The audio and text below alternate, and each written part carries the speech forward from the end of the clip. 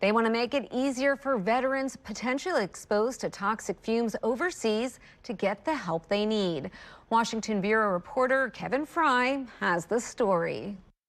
You can't support the troops and then abandon them when the troops need support. Jon Stewart is getting the gang back together again.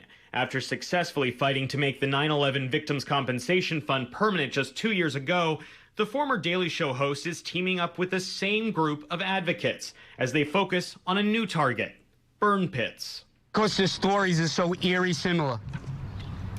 The same cancers, the same respiratory illnesses, and the same thing, the same common denominator, jet fuel.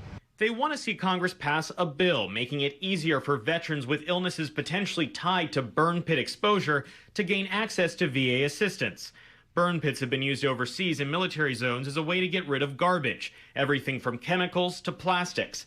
Potentially millions of vets have been exposed. Veteran advocates say many who apply for VA benefits are denied. No one should have to spend years fighting for their lives, jumping through hoops, hiring doctors, hiring lawyers, paying for experts. The legislation, sponsored by Senator Gillibrand, has bipartisan backing. It removes a requirement that vets prove a service connection between their illness and the war zone toxic fumes. He was being denied benefits. Susan Zier is among those cheering the legislation. Her son-in-law, Sergeant First Class Heath Robinson, recently died following a battle with lung cancer. She says he worked near a burn pit for months while serving in Iraq. If you want to honor my son-in-law, pass this bill. Every single member of Congress needs to support this bill. It's stories like that that have Stewart gearing up for another chance to help those who have served. And we will call out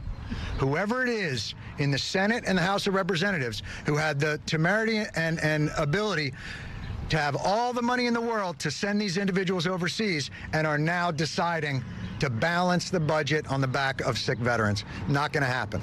A spokesperson for the VA said they are continually reviewing medical research about airborne exposure, and they pointed to ongoing studies. They also are collecting data voluntarily from those who say they were exposed while serving.